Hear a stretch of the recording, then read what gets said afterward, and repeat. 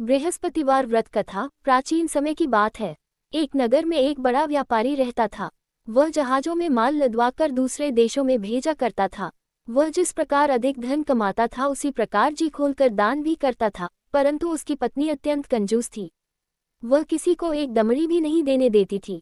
एक बार सेठ जब दूसरे देश व्यापार करने गया तो पीछे से बृहस्पतिदेव ने साधु वेश में उसकी पत्नी से भिक्षा मांगी। व्यापारी की पत्नी बृहस्पतिदेव से बोली, हे साधु महाराज, मैं इस दान और पुण्य से तंग आ गई हूँ।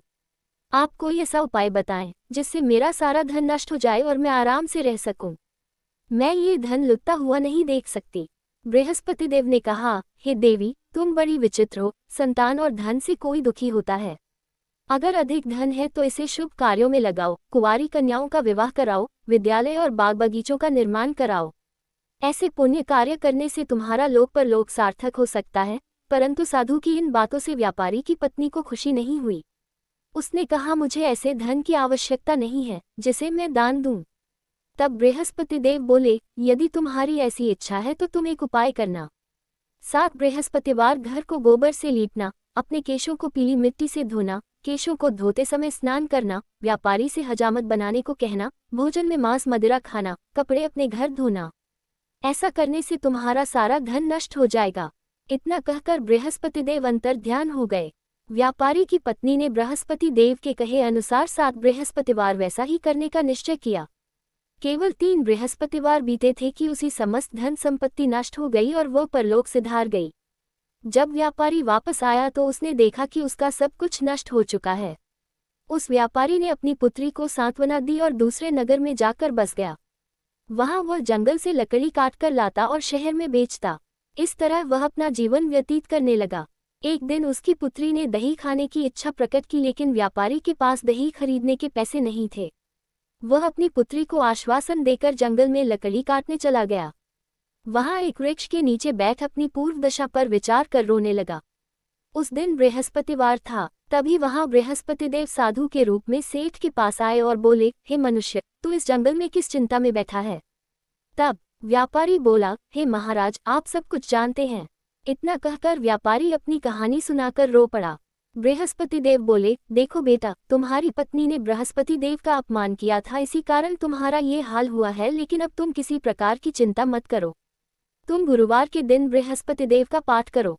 2 पैसे के चने और गुड़ को लेकर जल के लोटे में शक्कर डालकर वह अमृत और प्रसाद अपने परिवार के सदस्यों और कथा सुनने वालों में बांट दो। स्वयं भी प्रसाद और चरणामृत लो। भगवान तुम्हारा अवश्य कल्याण करेंगे।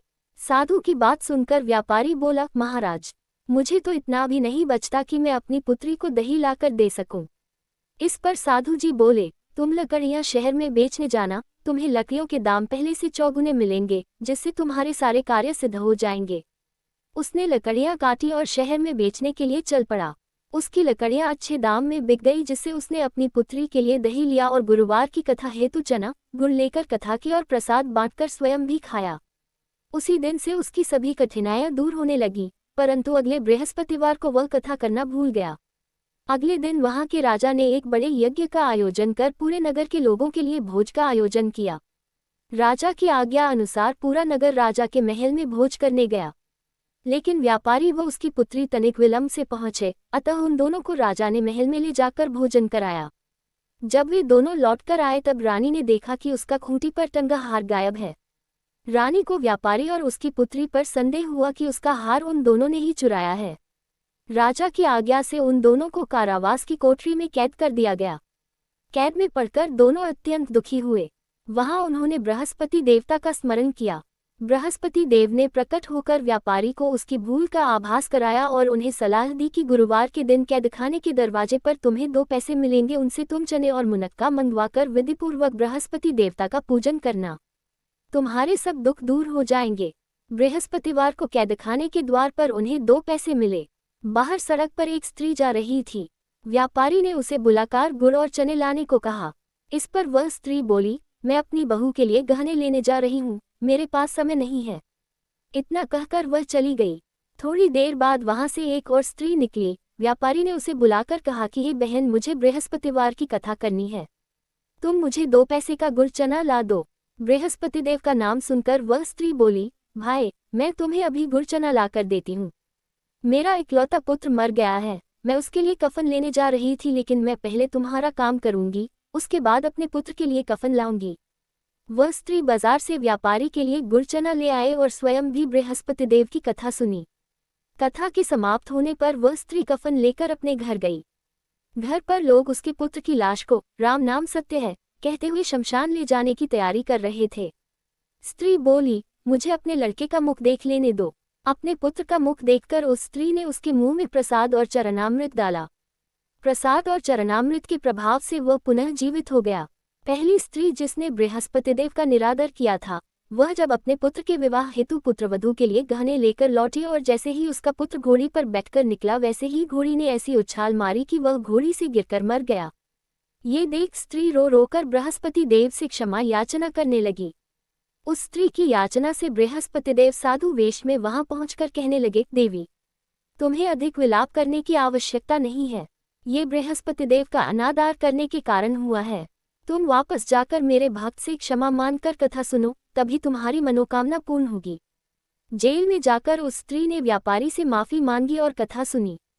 कथा के उपरांत वह प्रसाद और चरणामृत लेकर अपने घर वापस गई। घर आकर उसने चरणामृत अपने मृत पुत्र के मुख में डाला। चरणामृत के प्रभाव से उसका पुत्र भी जीवित हो उठा। उसी रात बृहस्पतिदेव राजा के सपने में आए और बोले, हे राजन, तूने जिस व्यापारी और उसके पुत्री को जेल में कैद कर रखा है वह बिल्कुल निर्दोष है। तुम्हारी रानी का हार वहीं खूंटी पर टंगा है। दिन निकला तो राजा रानी ने हार खूंटी पर लटका हुआ देखा। राजा ने उस व्यापारी और उसकी पुत्री को रिहा कर दिया और उन्हें आधा राज्य देकर उसकी पुत्री का विवाह उच्च कुल में करवाकर दहेज में हीरे जवाहरात दिए।